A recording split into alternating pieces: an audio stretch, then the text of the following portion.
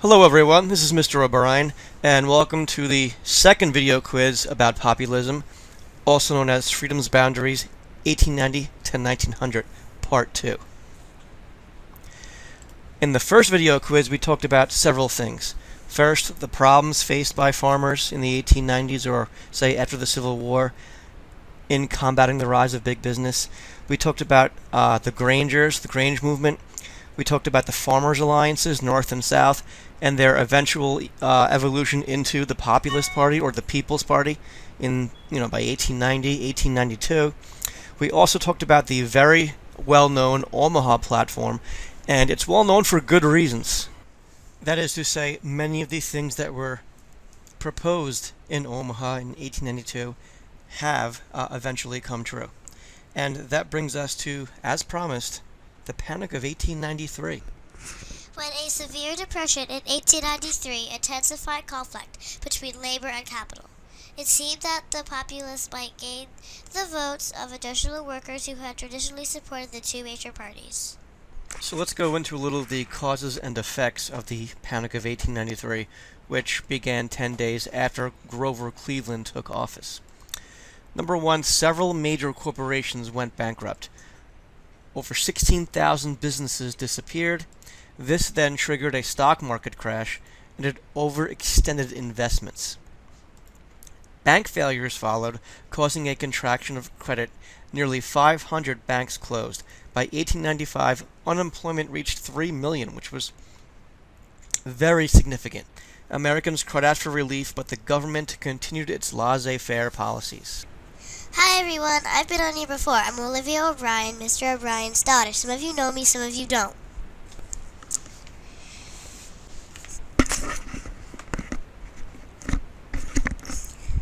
Were the populists on the verge of replacing one of the two major parties?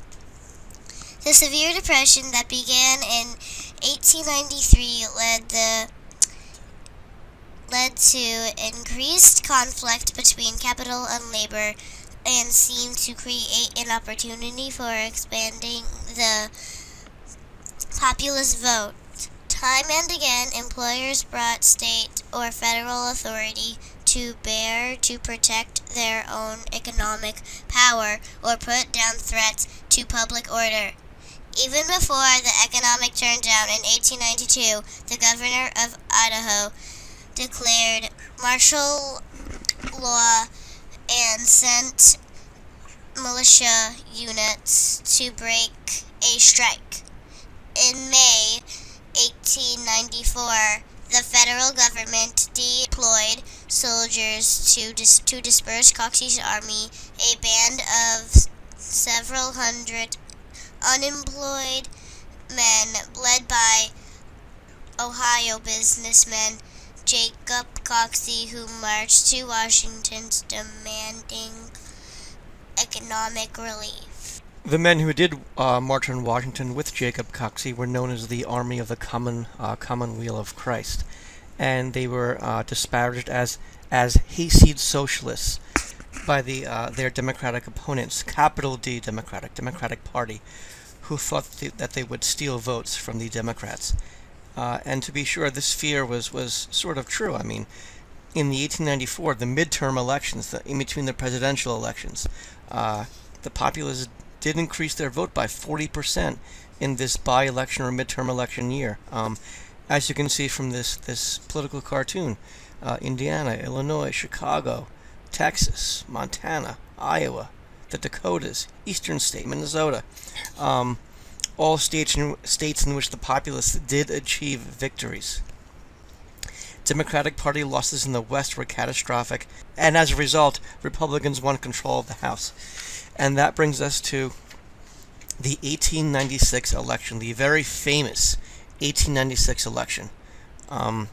William Jennings Bryan, known as the Great Commoner. In 1894, the populists doubled their efforts to appeal to industrial workers on the East Coast.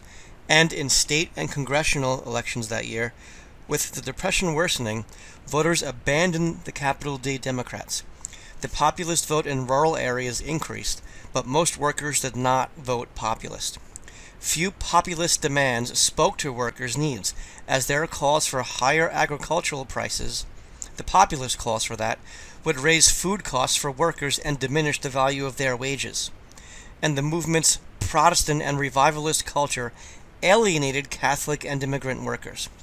Urban workers, instead, voted for the Republicans, who argued that higher tariff rates would revive the economy by protecting American manufacturing and workers from imports and cheap foreign labor. The Republicans gained a massive 177 seats in the House. In 1896, the Democrats and Populists united behind candidate William Jennings Bryan, a young congressman from Nebraska. Bryan had won the Democratic nomination in a speech that captured the fears and hopes of farmers, the very, very famous Cross of Gold speech.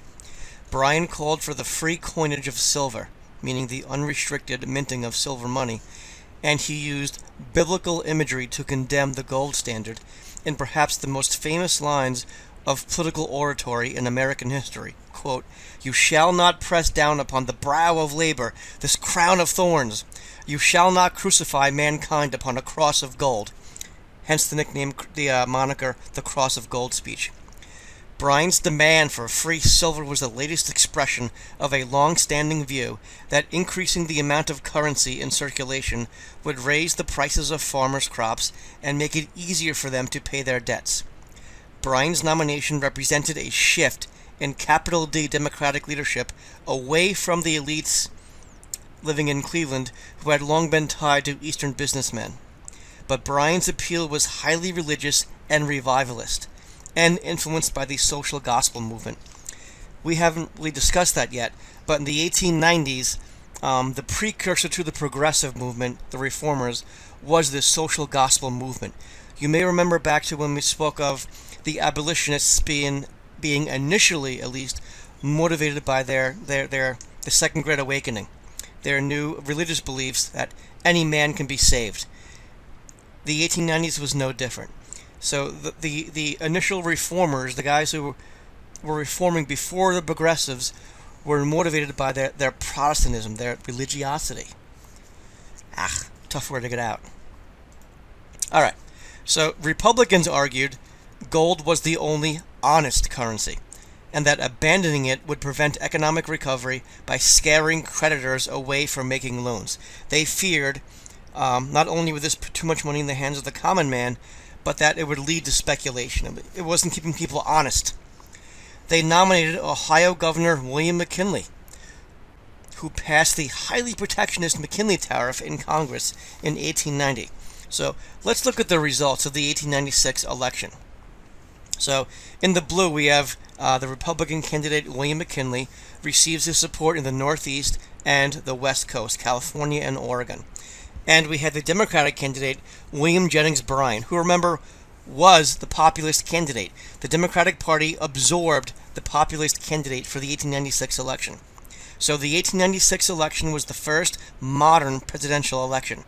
The Republicans poured an unprecedented amount of money into a highly organized campaign that used a massive educational effort, some would call it a propaganda effort, against the Democrats' calls for free silver. The results showed a nation divided along regional lines. McKinley won the election with the votes of industrial states in the Northeast and Midwest. Labor conflict did not produce political results. Party politics seemed to mute class conflict, not reinforce it. Industrial America, from workers to industrialists, voted solidly Republican, and continued to do so for years. In other words, the Republicans were branded as the elitists, and the working-class factory workers still voted for them. McKinley's victory shattered the political stalemate of the previous 20 years, that one term and out, and it launched a period of Republican dominance that would last until FDR, the 1930s, and marked a height in voter participation, which ever since then has been in decline. So let's look at why Bryan lost. Why did William Jennings Bryan lose the election? Number one, his focus on silver undermined efforts to build bridges to urban voters. In other words, the populists could not win the hearts and minds of the Eastern factory workers. Also, let's remember, McKinley's campaign was well organized and very highly funded. He was chosen by Wall Street. And essentially, gold triumphs over silver. In 1900, we get the Gold Standard Act, so currency had to be backed by gold, not silver. This confirmed the nation's or the government's commitment to the gold standard, and it was a victory for the forces of conservatism, elitism, the moneyed elite, Wall Street. President McKinley signed this Gold Standard Act, which established gold as the sole basis for redeeming paper currency. The act halted the practice of bimetallism, which had allowed silver to also serve as a monetary standard.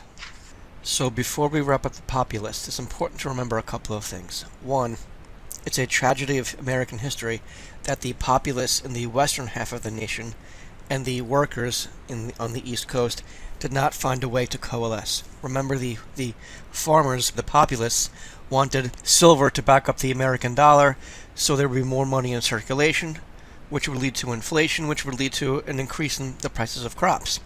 Whereas the workers on the East Coast did not want that because it would mean that their wages had less purchasing power. It's also important to remember the states in which the populists did achieve their greatest support. So you have Nevada, Idaho, Colorado, and Kansas, and to a lesser extent, Texas, Washington, Oregon, the Dakotas, Nebraska, and Wyoming. So, why did populism decline after the 1896 election? The era of small producers and farmers was fading away. Remember, the rise of big business was not just in the East Coast. The West was quickly becoming this bastion of big business. Cattle ranchers, mining, corporate-sized farms. Race also divided the Populist Party, especially in the South. The populists were not able to break existing party loyalties, and most of their agenda was co-opted by the Democratic Party. In other words, many of the things they proposed, say at that Omaha convention in 1892, were kind of taken over and softened, made less radical, less of a change by the capital D Democrats.